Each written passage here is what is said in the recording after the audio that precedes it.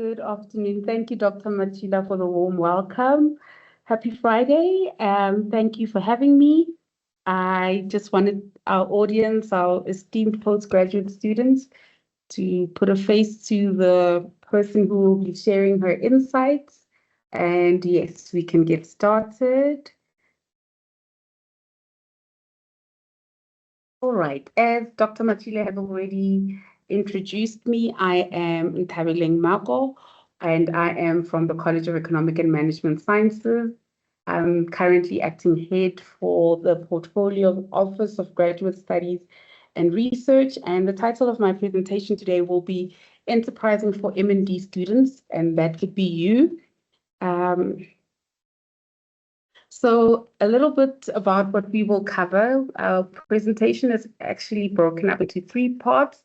Part one of the agenda, we'll get to know a bit about me, the landscape, what we think we know about entrepreneurship, and the idea of the entrepreneur, the SME landscape in South Africa, the challenges that are always there for people starting businesses, and entrepreneurial skills. Just to recap again, my name is Nthabeleng Mako. I have been an entrepreneurship academic at UNISA. So what that means is that my research focuses on entrepreneurship, and my area of interest is high growth SMEs and the JSE Alternative Index. I am not a pure academic, and I have great interests and insights in practice, and I'm keen on development. So I'm very passionate about growth, development, what create catalysts for other businesses, how others can grow, and how we can nurture and grow our own enterprises in order to stimulate growth and create employment. So those are things that are very near and dear to me, just so you know. Now we go into what we think we know. As researchers and people who have a keen interest in entrepreneurship, this is what we think we know and what we believe will be of interest to you in today's presentation. So often we hear all these definitions about what an entrepreneur is. But basically an entrepreneur may be thought of someone who identifies an opportunity stemming from an idea, takes a risk and runs a business for profit. That's basically what an entrepreneur is.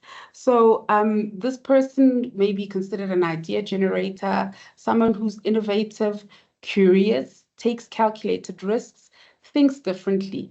I mean, we all understand that we come from a country where many of us are job seekers and not necessarily job creators. And another trait that is common in entrepreneurs is that it is someone who's committed to doing things differently. When we think left, they often think right.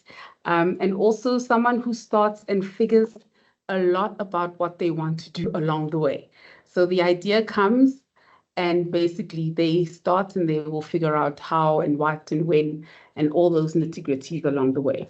So now this is a lot. This is a lot for one person. These factors can often be overwhelming, leading many people to not actually pursue entrepreneurship.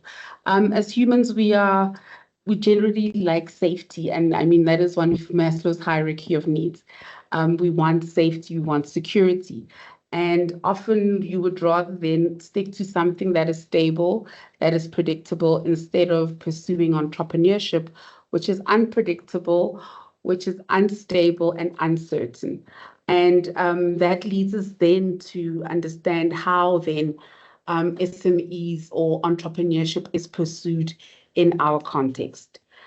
So now in South Africa, we need SMEs. SMEs are very important. They are considered engines for economic growth, especially for us in developing countries where we need to stimulate this growth. So now, major contributors to economic growth and employment, 61% of jobs are from SMEs, and they contribute as much as 34% to the GDP. And that third bullet is often very sad for me as someone who works with SMEs.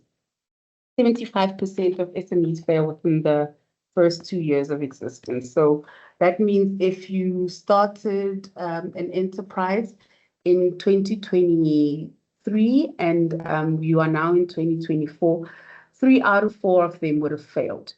And that is high failure rate. And that failure is often attributed to lack of finance and marketing and access to market. So those are the reasons why SMEs fail. The COVID-19 pandemic also reduced entrepreneurial activity with some exceptions.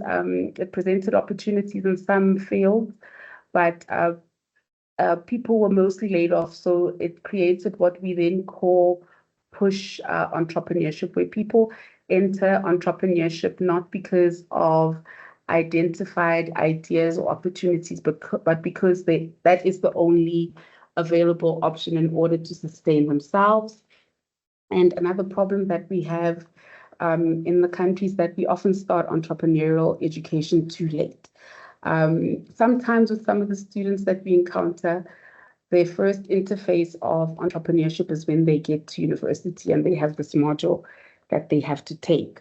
Whereas in more advanced countries, as young as primary school, the children are already learning about what entrepreneurship is, what it entails, the skill sets, and it's already incorporated in their curriculum. We are, however, making some meaningful strides in the country through initiatives such as Entrepreneurship Development in Higher Education, which is a University South Africa project, where all 26 public universities are finding ways to promote and inculcate a culture of entrepreneurship in higher education institutions. And there is also, I've seen recently, a drive by the Department of Basic Education to drive this down to high schools and primary schools. So yes, there is something that we are getting right at least. And the conditions for operating an SME in our country are very challenging. We have a lot of red tape. There's certain industries that you just can't start or enter without tables and mountains and heaps of red tape. And while it's gotten better, it's impacted many enterprises, things beyond our control, like load shedding and water shortages. And we all know this, the system is offline. You cannot be helped, those kind of things. So those are contributing factors to our landscape and also impeding factors to the pursuit of entrepreneurship. But when we look at ourselves as a country, we must look at how do we fare. We must compare ourselves and see what we can do better. And this is from a very reputable source of information for entrepreneurs and entrepreneurial researchers, the Global Entrepreneurship Monitor, which states that we are, in terms of established business ownership, we are 29th out of 47 economies in Africa. Third worst in terms of business discontinuance. The reasons why people don't start entrepreneurial ventures, entrepreneurial intentions, 53% fear of failure, why people exit businesses. This was figures from 2023, so it was Corona, the business not being profitable, problems of getting finance, opportunity to sell, access to market, those kind of things. So our biggest age group where we find prevalence in entrepreneurship, surprisingly, is within the 45 to 54-year-olds, whereas in many other countries, you would find that it's between 25, 35, and 44, that age gap. But we understand our challenges, and this is what we need to work on improving. And the last bullet for me is the most important, and that is why we are here to discuss what we will be discussing. So in terms of our challenges, we know what these challenges are, but also an education system and education levels that are aligned to what is needed on the ground. And while we can look at entrepreneurship on two levels, on a macro scale or external scale, these are the things that are often beyond your control. We also need to think that an entrepreneur is a person. So there might be personal reasons for lack of participation in entrepreneurship. So this includes criticism. People don't often like to hear how badly they are doing. Another reason is that fear of taking risks. Unfortunately, many of us come from backgrounds where risk taking is not encouraged, and safety is pursued above everything else. We also come from unsupportive environments where a parent will tell you, a parent or spouse will tell you that, listen, after you finish this, you must go get a job. I'm not going to support your dreams or whatever it is. A non-existent entrepreneurial culture. Surprisingly, many of us are the first generation of entrepreneurs in our families.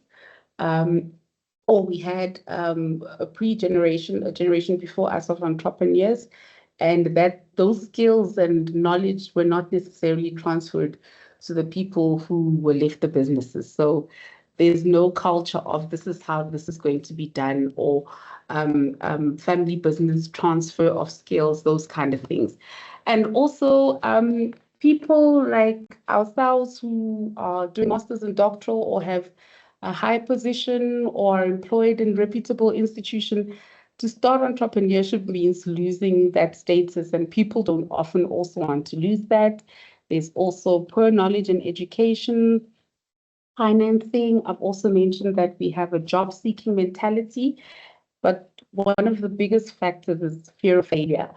There's one thing that I must tell you, and there's one module rather, that we do not teach at any university, and that is failure. And entrepreneurship is in essence a contact sport. So you have to be on the ground, you have to experience it firsthand.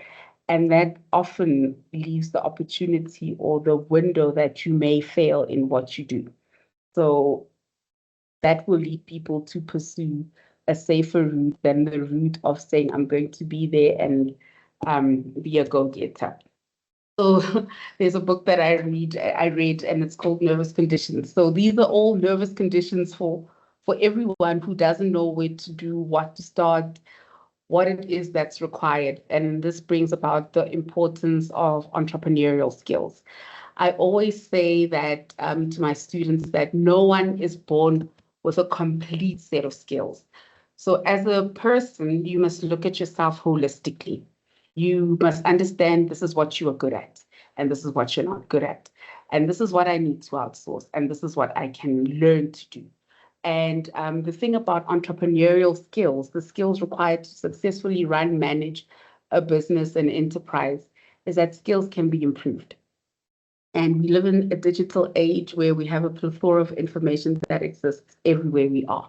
Skills are developed, and you can develop your skills through training, knowledge, experience, and you allow your skills to feed into various areas of your life as well. So you should also have a continuous outlook of improving, seek feedback. And when we say feedback, it doesn't mean you have to make everyone in your life complete a survey.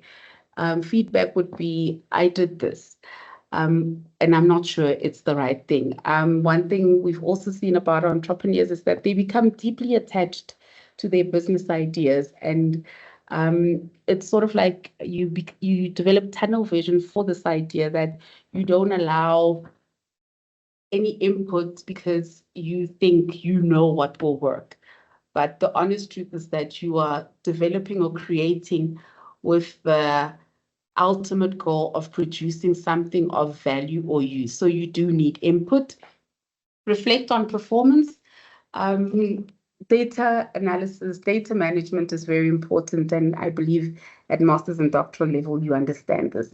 It's important to understand the numbers. It's important to understand your performance, but it's also important to explore new techniques.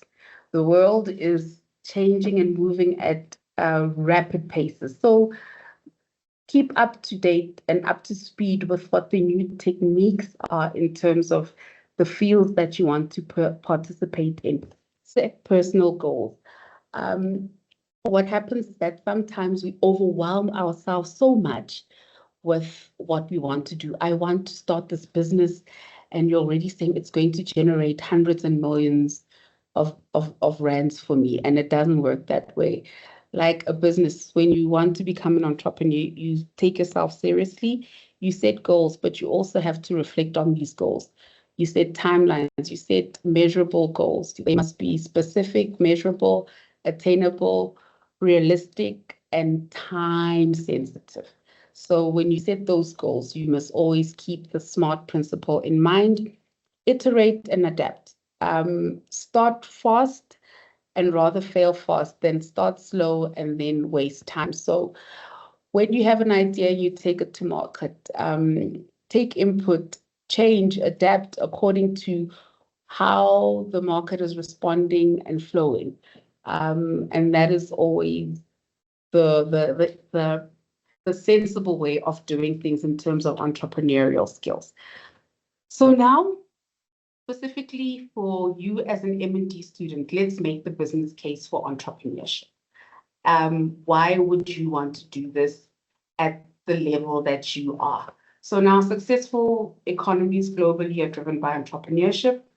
SMEs in South Africa contribute this much. And what becomes of a country like ours with high levels of unemployment? So now at the end of 2011, which was a long time ago, the HRD Council of South Africa took a decision to establish an enabling entrepreneurship technical task team. I've already mentioned that initiatives like EDHE and the 26 public universities want to address low entrepreneurial activity and high graduate unemployment in the country. So now what we know is that 95% of universities and 91% of business schools believe that not enough is being done to foster a culture of entrepreneurship. What we are, however, seeing is that that three-stage model of education, employment, and retirement is still present, but it's being stretched thin by social changes, which we know in the context of our country. So we need our South African graduates at all levels to be more entrepreneurial and equipped to start and maintain businesses. And we have seen how in countries like Kenya, China, successful entrepreneurship education has been implemented all over the world. Sorry. So now we must understand entrepreneurship is not a magic wand. It is influenced by innovativeness, risk-taking, and proactiveness, but it is something which can also be learned. And so you at master's level, why it's important to be enterprising throughout your M&D journey is that you form part of very strong ecosystems within a university context. For example, here at UNISA, and that's something that I encourage you all to take advantage of. You have academics at M&D level who you have one-on-one contact with. These can be subject expert advisors on the specific idea that you may have. You also have the advantage of what we have and call the Office of Technology, Transfer and Innovation. So should you have an idea, this is the office that will help you understand the idea, but also if it's a specialist idea that needs protection, they will also guide on how to protect. You have access to a network. Most of our students have or know other master's students or master's or doctoral students who are pursuing the same qualification or a different qualification for them. And that is your network. So you have access to a learned, advanced, and critical thinking network.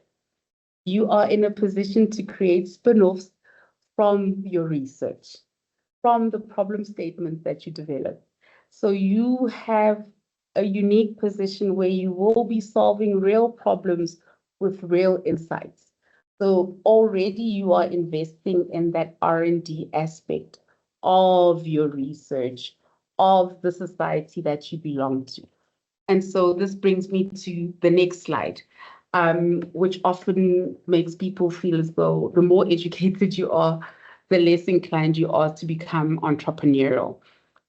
Too often, and this is a debate that we have in the field, is that People say that you don't need certain levels of education to be entrepreneurial, but they don't show also the success stories of successful, qualified, graduated entrepreneurs. Top left-hand corner is the logo for Snapchat. One of the founders of Snapchat, Evan Spiegel, has a bachelor's in product design from Stanford. And the other one, I believe Bobby Murphy, has a BS, Bachelor of Science degree in mathematics and computational sciences from Stanford. The smart headphones were invented by Parth Gaga and Vijay Jain, who were from an Indian university.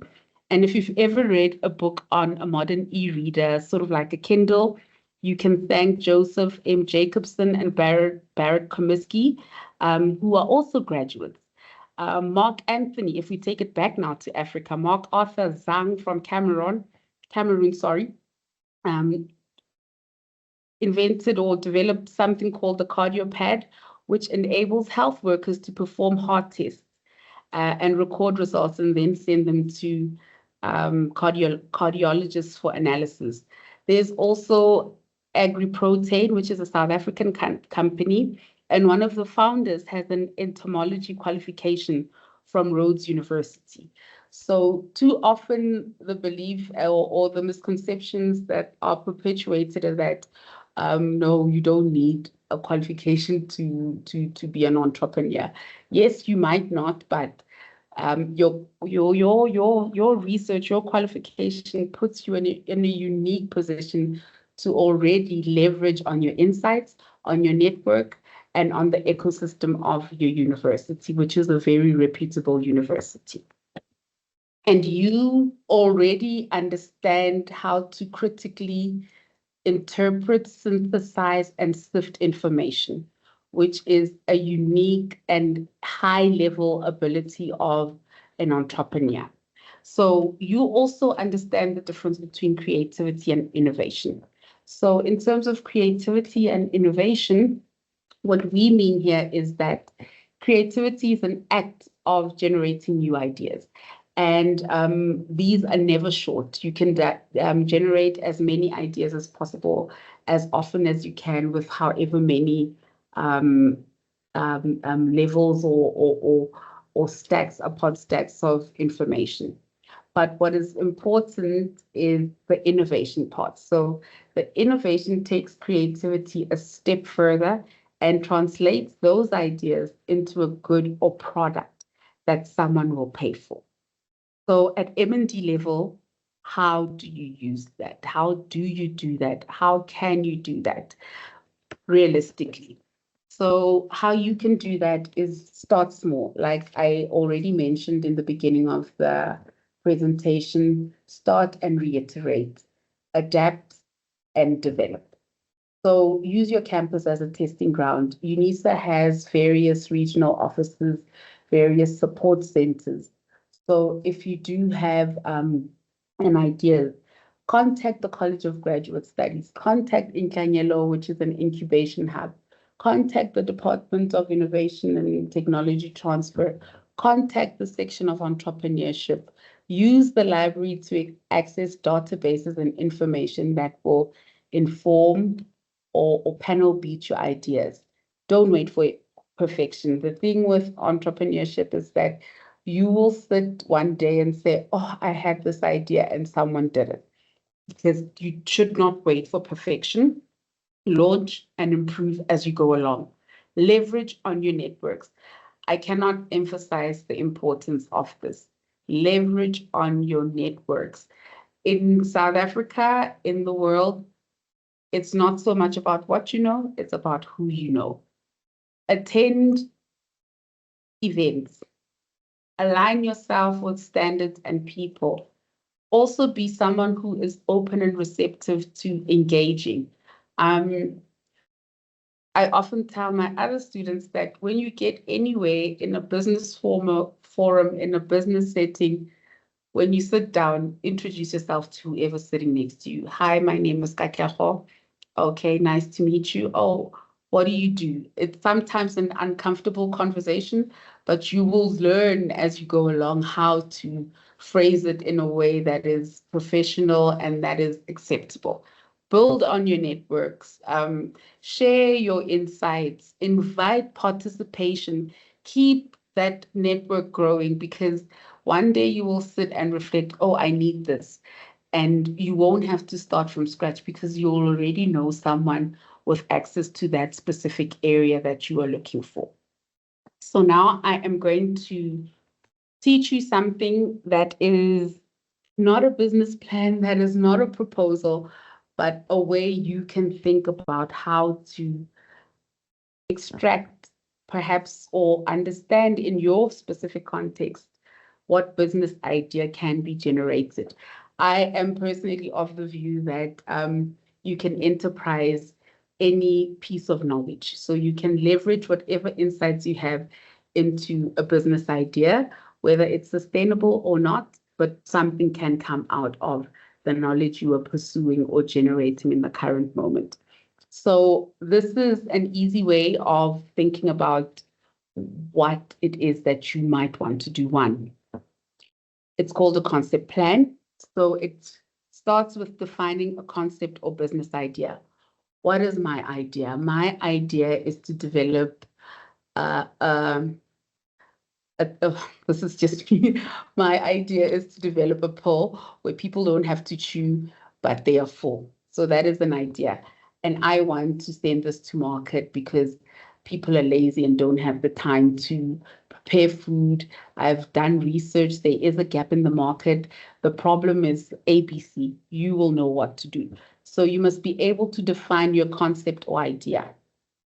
And the simple way to do this is, my idea is X, and this idea exists because Y, and it'll solve the problem Z and give someone A. That is how you define a concept. You don't have to come with all this information, but it must, in simple business terms, fulfill that criteria. The idea that is well defined, the problem that it will solve, who it will solve, and how it will lessen their load. Understand in detail also what it is that you want to do.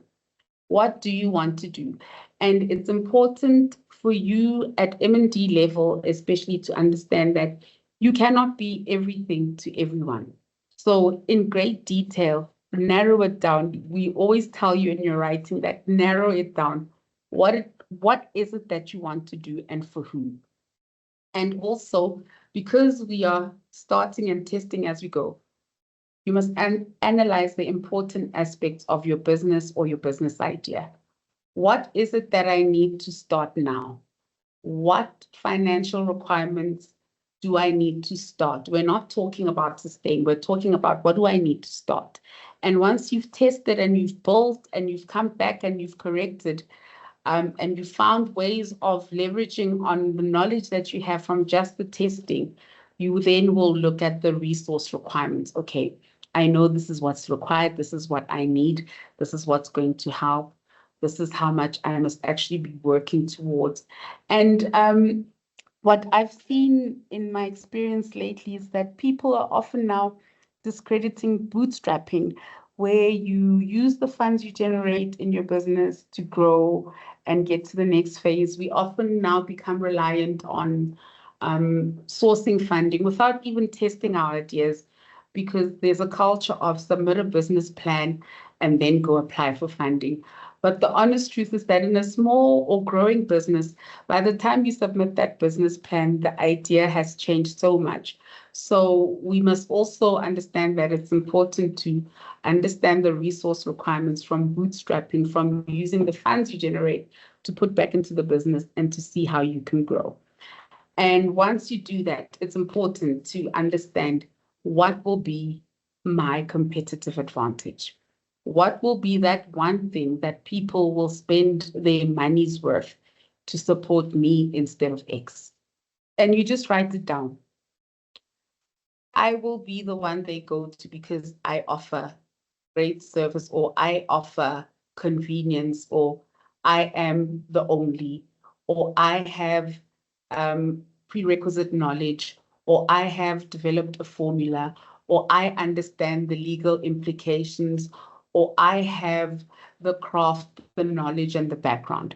So these are the important steps in order to understand what is it that I want to go after where is it that I want to go after my M&D journey, and I want to enterprise. What is it that I want to do? Because at the level you are at master's and doctoral level, you are conducting independent research, and at doctoral level, you are making a contribution to an existing body of knowledge. So it is important that you are able to leverage on those skills in enterprises as well. And a way to stimulate this for you is try this little exercise. It's an exercise that often helps. Think about the future. You are writing your dissertation, your thesis in the current format, looking at existing knowledge on the specific topic. Think about the future, and this will probably come from your recommendation of your research or the insights that you get from your research. Think about 5 years from now, create like a mock newspaper. So you're going to create a play newspaper in inverted commas. So you're going to predict future events in your field. For example, in my field, it would be you can register a business using your fingerprint. You no longer, and your biometrics will contain all your performance analytics, all the prehistoric data, all the future data, because that's the research that I am interested in. Put together headlines of those specific events or predictions from your recommendations. Put together headlines. Businessman invents super sensitive icon that will alleviate poverty in rural areas. So put together those headlines and what sections are important to fill those headlines. What information would make a breaking story for those specific headlines? And then start coming up with ideas. You can select a representative in your team or by yourself to report on these events. And then that's how you start doing research on a business idea that comes from your research. So this is just an activity to help you jog yourself up in terms of generating ideas from your research. If you guys work in departments where you share your insights or your research group, you can present these ideas. You can form a consortium from your research groups. You can start hackathons. You can request your supervisors to link you up with other students in other colleges. You guys, for example, in engineering might have a prototype for something. You might need another student at master's or doctoral level who's pursuing something in technology to give insights or legal aspects or advice on that specific thing. You might need someone in the College of Economic and Management Sciences whose research focuses on marketing and consumer rights and acts and access to market. So you must at this age also understand that beyond your M&D studies, there has to be collaboration. You are generating knowledge now, but there has to be collaboration for you to be able to take your studies outside of the university to the world and outside of the academic journals and papers to have real life meaningful impact. And I hope that is clear. Which brings us now to something that you also need to know is that you have to register a business. The red tape is there, and unfortunately, it's also quite unavoidable. There are various types of businesses that you can have in South Africa, and they all have their own specific criteria that you have that they must adhere to. What you will be registering must adhere to. Like, for example, a private company is 1 to 50 people, whereas a public company also has its own. It's from 7 upwards. A state-owned company, external companies, those ones who come overseas and want to invest in South Africa. Personal liability companies, people with the same skill sets, for example, to set up a law firm, you must all be lawyers, those kind of things. And I want to encourage everybody, this should become your favorite. It must be saved as your favorite on your favorite tabs on your on your browser. This is the website for registering companies. But in South Africa, in our country, it used to be so complicated before, but they've simplified it so much that in all honesty, if you just go visit the website, play around on the website, read their articles, visit their YouTube links, you will no longer need to pay someone 2,500 to register a business because you know it's under 400 Rand. You will know what to go from where and what is the best option or type of business that you need to register for the specific thing that you want to do. So familiarize yourself with this website. Also familiarize yourself with the Global Entrepreneurship Monitor. Familiarize yourself with SME networks in South Africa. The world we currently live in has so much information, but also come back to your university, the University of South Africa, and ask, listen, this is where I am with my business idea. What can be done to help me? What is this? Because we do have a lot of programs, the Innovation Challenge, studentpreneurship, intervarsity competitions. There's also boot camps. There's also one-on-one mentorships. There is an incubator. So make use of those opportunities to also harness or have someone give input or help scale up or get your idea out there. So just understand the ecosystem and try access and use what is in this ecosystem to unlock another level of your intellect or your insights or your knowledge. And once you do get it right and you do have somewhere to go and somewhere to start, the next part is to manage your business. So what happens is the teething stages, the first stages are often the most difficult and the most challenging, where you have the sleepless nights, where you feel as though things are not coming together and it's a challenge after a challenge and you don't know if you're coming or you're going. I always tell my students that when you start your business, plan for growth. What happens when you scale up? Don't let growth take you by surprise, because growth you can sometimes only see when it's on your doorstep, but failure you always have the signs for. So plan for growth. Once you understand what your business is, you must streamline processes. You must streamline processes because you are looking for more efficient ways of delivering or doing things better. Improve how to run your business. As an engineering student, as a law student, do that short course on soft skills. Do that course on AI and how to manage your business. Do that finance for non-financial managers course.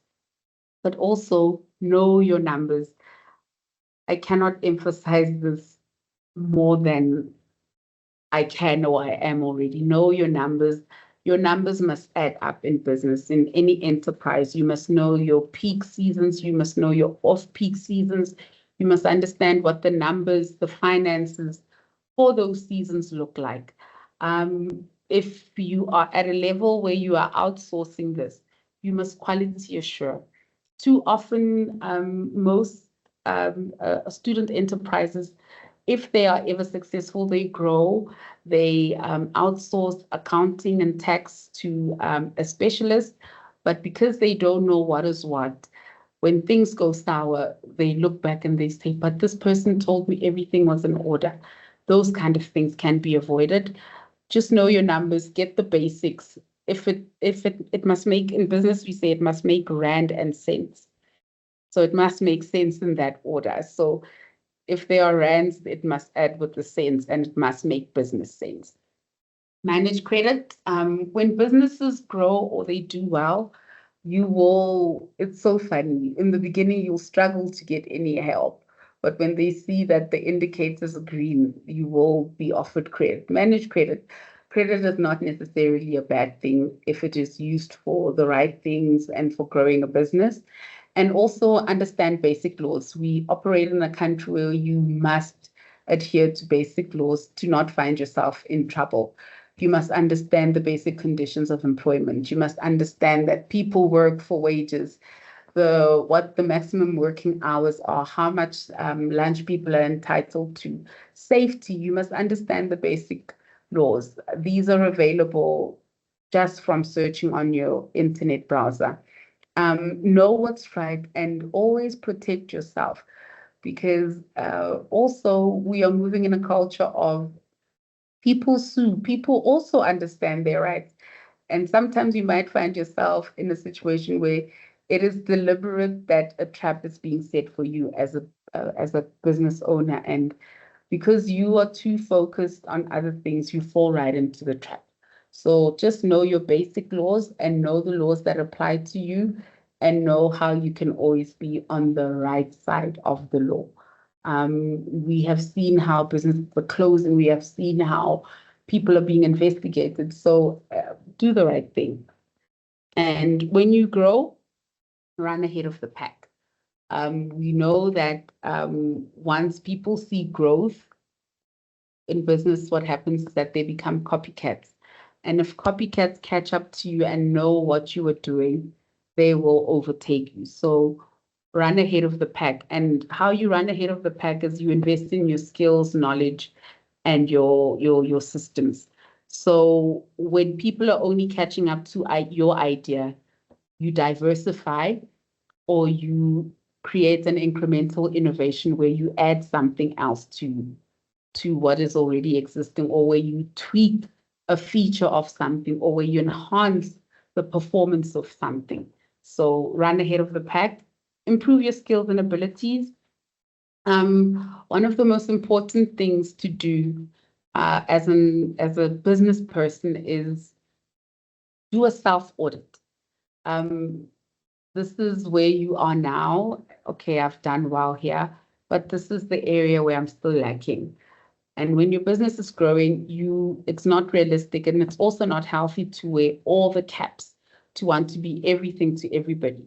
So this is where you will say, okay, fine, I have grown to this level. I can now employ 2 students. I can now do an internship.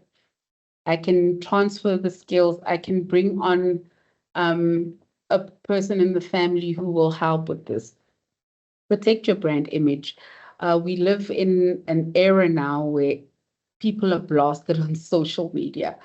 So when you grow as a business, it's important as the business owner to create protection of your business by choosing who you hire very carefully, but also selling them the vision and ensuring that they buy into a vision.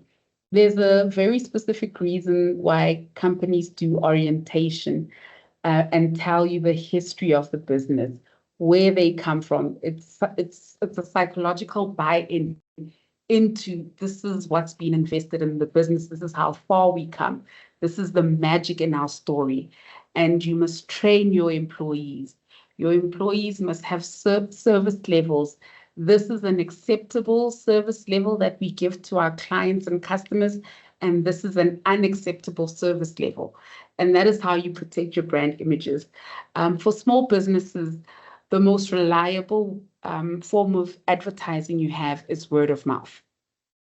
If 2 people speak positively about you, it makes your business seem reliable. If 2 people say, I used so-and-so's product and it worked, and you don't have a big marketing budget, someone who hears someone they trust say something about a product makes it believable. So protect your brand image. Look to diversify when you are growing. Like the basic investment principle, do not keep all your eggs in one basket. Look to diversify. Speak to people, experts, financial advisors. Speak to people who understand growth. Speak to people who are a level above you. No one ever stops needing mentorship. So if you know someone, if you understand, or if you feel as though This is the area that I need mentorship in. Look for that. Diversify. Always look at the market like a stranger, but also a local. What I mean by that is that always look for other opportunities, but also understand the current opportunity that you have. And in a world where we are always push and go, take care of home. Home is you, home is your health, home is your mental wellness, all of those things. Take care of home. We've seen successful entrepreneurs run themselves into the ground because of pressure. Build also a soft network, and this is not a network where you are just sharing hard information, but someone you can always talk to when things are not what they should be, or if you don't understand, or if you just want to exhale, a monthly exhale session. Entrepreneurship is tough, people. It is a rewarding experience, but it is difficult. It is not guaranteed. It's unstable. So talk to someone, take care of home. And also, as the first line of entrepreneurs in South Africa, for many of us, teach someone. What you do not want is that when you are out of your business, the business stops. You can make someone sign a non-disclosure. You can make someone, you can protect yourself legally, but you must just show someone how the business runs or what it takes to keep the business growing, because there will be downtimes when you won't always be physically in the business, but the business needs to run itself. So a good way of measuring a sustainable idea is if you are removed from it, can it keep going? Can the wheels keep turning?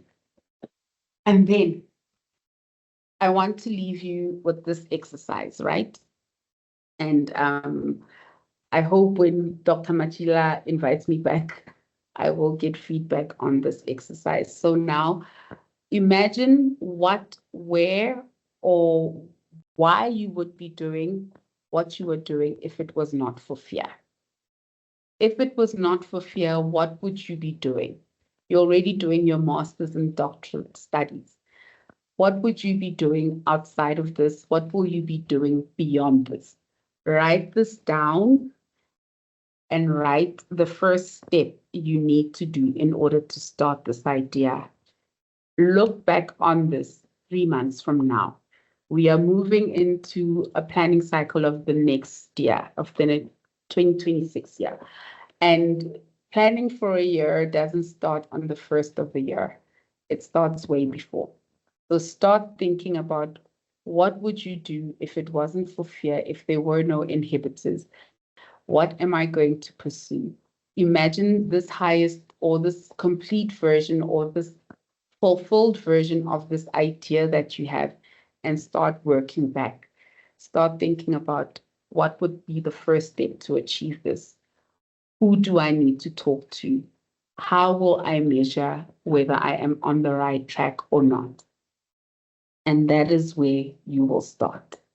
I thank you all for your time, and I am looking forward to hearing from you. Mr. Matjila may share my contact details with you should you require any guidance or assistance. Thank you.